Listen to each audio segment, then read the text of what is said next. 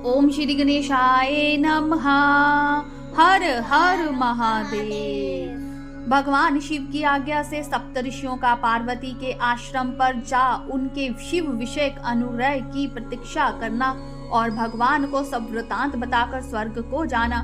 ब्रह्मा जी कहते हैं, देवताओं के अपने आश्रम में चले जाने पर पार्वती के तप की परीक्षा के लिए भगवान शंकर समाधि स्थित हो गए। वे स्वयं अपने आप में अपने ही परात पर स्वस्थ माया रहित तथा उपद्रव शून्य स्वरूप का चिंतन करने लगे। उस ध्येय वस्तु के रूप में साक्षात भगवान महेश्वर ही विराजमान है। उनकी गति का किसी को ज्ञान नहीं होता।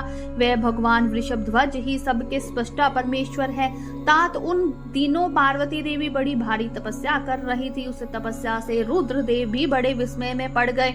भक्ताधीन होने के कारण ही वे समाधि में विचलित हो गए और किसी कारण से नहीं। तदनंतर सृष्टिकर्ता हर ने वशिष्ठ आदि सप्तऋषियों का स्मरण किया। उनके स्मरण करते ही वे सातों ऋषि शीघ्र ही वहां आ पहुंचे। उनके मुख पर प्रसन्नता छा रही थी तथा वे सब अपने सौभाग्य की अधिक सराहना करते थे। उन्हें आया देख भगवान शिव के नेत्र प्रसन्नता से प्रफुल्ल कमल के समान खिल उठे और वे हंसते हुए बोले, तात सप्तऋषियों, तुम सब लोग मेरे हितकारी तथा संपूर्ण वस्तुओं के ज्ञान में निपुण हो।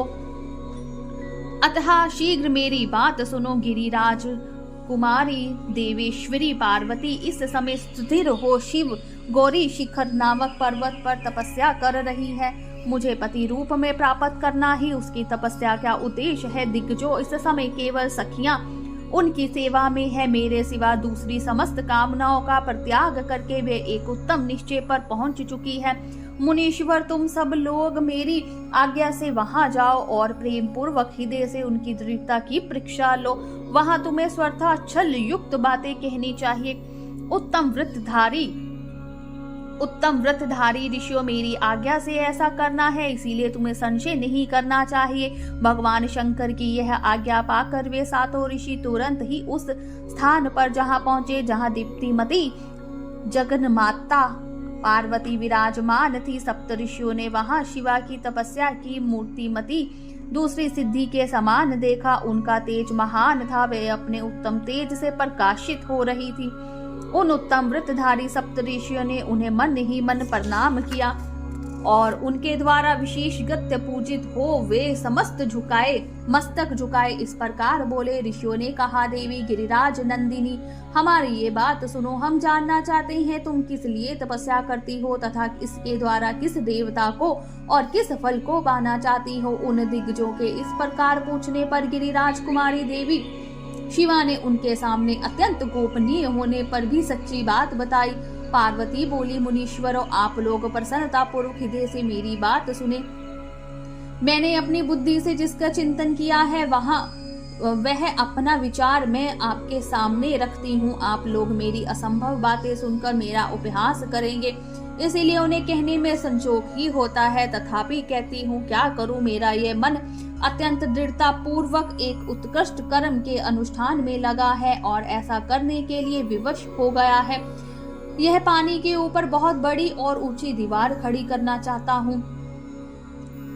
है। देव ऋषि का उपदेश पाकर मैं भगवान रुद्र मेरे पति हो इस मनोरथ को मन में लिए अत्यंत कठोर तप कर रही हूँ। मेरा मन रूपी पंक्षी बिना पंख के ही हठ पूर्वक आकाश में उड़ रहा है। मेरे स्वामी करुणा निधान भगवान शंकर ही उसके इस आशा की पूर्ति कर सकते हैं। पार्वती का यह वचन सुनकर वे मुनि हंस पड़े और गिरिजा का सम्मान करते हुए प्रसन्नता पूर्वक छल युक्त मिथ्या वचन बोले।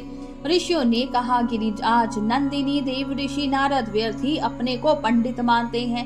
उनके मन में क्रूरता भरी रहती है। आप समझदार होकर भी क्या करके चरित्र को नहीं जानती?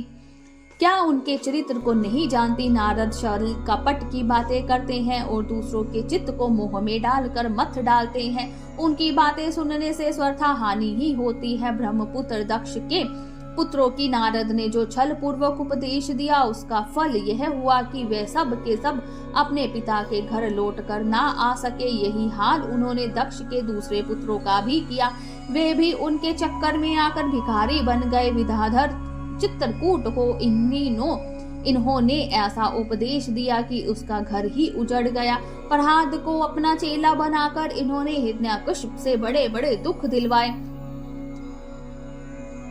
यह सदा दूसरों की बुद्धि में भेद पैदा किया करते हैं। नारद मुनि कानों को पसंद आने वाली अपनी विद्या जिसको सुना देते हैं वे अपना घर छोड़कर तत्काल भीख मांगने लगता है। उनका मन मलिन है, केवल शरीर ही सदा उज्जवल दिखाई देता है। हम उन्हें विशेष रूप से जानते हैं क्योंकि उनके साथ रहते हैं। उनका उपदेश पाकर बड़े बड़े विद्वानों द्वारा सम्मानित होने वाली तुम भी व्यर्थ ही भुलवावे में आ गई और मूर्ख बनकर दुष्कर तपस्या करने लगी। बाले, तुम जिनके लिए ये भारी तपस्या करती हो वे रुद्र सदा उदासीन, निर्विकार तथा काम के शत्रु हैं, इसमें संशय नहीं है। वे अमंगलिक वस्तुओं से युक्त शरीर धारण करते हैं, लज्जा को तिलांजलि दे चुके हैं। उनका ना ही कहीं घर है ना द्वार है। वे किस कुल में उत्पन्न हुए हैं इसका भी किसी को पता नहीं। कुत्सित वेश धारण किए भूतों तो तथा प्रेतों आदि के साथ रहते हैं और नंग धड़ंग हो शूल धारण किए घूमते हैं। धूर्त नारद ने अपने माया से तुम्हारे सारे विज्ञान को नष्ट कर दिया है। युक्ति से तुम्हें मोह लिया है और तुमसे तप करवाया। देवऋषि देवेश्वरी गिरिराज नंदिनी, तुम ही विचार करो कि वे ऐसे वर को पाकर तुम्हें क्या सुख मिलेगा। पहले रुद्र ने बुद्धि से खूब सोच विचार कर साध्वी सती से विवाह किया, परंतु वे ऐसे मूढ़ हैं कि कुछ दिन भी उनके साथ निभा ना सके। उस बेचारी का वैसे ही दोष देकर उन्हें त्याग दिया और स्वयं स्वतंत्र हो अपने निष्कल और शोक रहित स्वरूप का ध्यान करते हुए उसी में सुख पूर्वक रम गए। देवी जो सदा अकेले रहने वाले शांत संग्रहित और अद्वितीय हैं, उनके साथ किसी स्त्री का निर्वाह कैसे होगा। आज भी कुछ नहीं बिगड़ा है, तुम हमारी आज्ञा मानकर घर लौट चलो और इस दुर्बुद्धि को त्याग दो।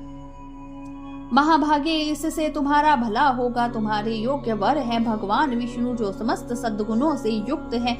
वे वैकुंठ में रहते हैं, लक्ष्मी के स्वामी हैं और नाना प्रकार की कीड़ाएं करने में कुशल हैं। उनके साथ तुम्हारा विवाह करा देंगे और वह विवाह तुम्हारे लिए समस्त सुखों को देने वाला होगा। पार्वती, तुम्हारा जो रुद्र के साथ विवाह करने का हट है, ऐसे हट को छोड़ दो और सुखी हो जाओ। ब्रह्मा जी कहते हैं, नारद उनकी ऐसी बात सुनकर जगदम्बा पार्वती हंस पड़ी और पुनः उन ज्ञान विषाद मुनियों से बोली। पार्वती ने कहा, मुनीश्वरों, आपने अपनी समझ से ठीक ही कहा है, परंतु दिग्गजों, मेरा हट भी छूटने वाला नहीं है। मेरा शरीर पर्वत से उत्पन्न होने के कारण मुझमें स्वाभाविक कठोरता विद्यमान है। अपनी बुद्धि से ऐसा विचार कर आप लोग मुझे तपस्या से रोकने का कष्ट ना करे। देव ऋषि का उपदेश वाक्य मेरे लिए परम हितकारी है, इसीलिए मैं उसे कभी नहीं छोड़ूंगी। वेदवेता भी यह मानते हैं कि गुरुजनों का वचन हितकारक होता है, गुरुओं का वचन सत्य होता है। ऐसा जिसका दृढ़ विचार है उन्हें इहलोक और परलोक में परम सुख की प्राप्ति होती है और दुख कभी नहीं होता। गुरुओं का वचन सत्य होता है, यह विचार जिनके हृदय में नहीं है उन्हें इहलोक और परलोक में भी दुख ही प्राप्त होता है, सुख कभी नहीं मिलता। अतः दिग्गजों, गुरुओं के वचन का कभी किसी तरह की त्याग नहीं करना चाहिए। मेरा घर बसे या उजड़ जाए, मुझे यह हट ही सदा सुख देने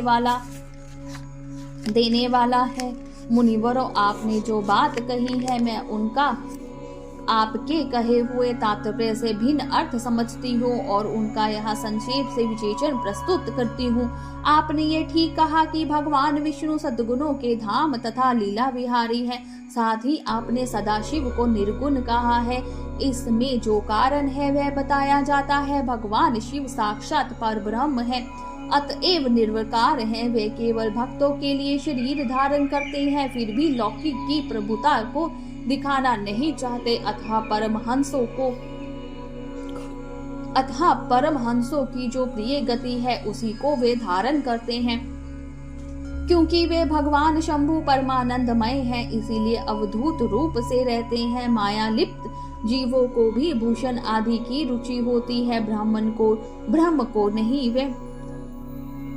वे प्रभु गुणातीत, अजन्मा, माया रहित, अलक्ष्य गति और विराट हैं। दिग्गजों, भगवान शंभु किसी विशेष धर्म जाति आदि के कारण किसी पर अनुग्रह नहीं करते। मैं गुरु की कृपा से ही शिव को यथार्थ रूप से जानती हूँ। ब्रह्म ऋषियों, यदि शिव मेरे साथ विवाह नहीं करेंगे तो मैं सदा कुमारी ही रह जाऊंगी, परंतु दूसरों के साथ विवाह नहीं करूंगी।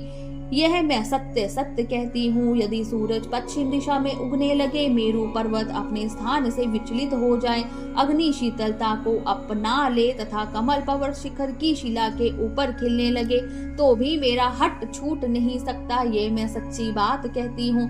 ब्रह्मा जी कहते हैं, नारद ऐसा कह उन मुनियों को प्रणाम करके गिरिराज कुमारी पार्वती निर्विकार चित्त से शिव का स्मरण करते हुए चुप हो गई। इस प्रकार गिरिजा के उस उत्तम निश्चय को जानकर वे सप्तऋषि भी उनकी जय जयकार करने लगे और उन्होंने पार्वती को उत्तम आशीर्वाद दिया। मुनि गिरिजा देवी की परीक्षा करने वाले वे सातों ऋषि उनको प्रणाम करके प्रसन्न चित्त हो शीघ्र ही भगवान शिव के स्थान को चले गए। वहां पहुंचकर शिव को मस्तक नवा उनसे सारा वृतांत निवेदन करके उनकी आज्ञा ले वे पुनः सादर स्वर्ग लोक को चले गए। बोलिए शंकर भगवान की जय, उमापति महादेव की जय, हर हर महादेव।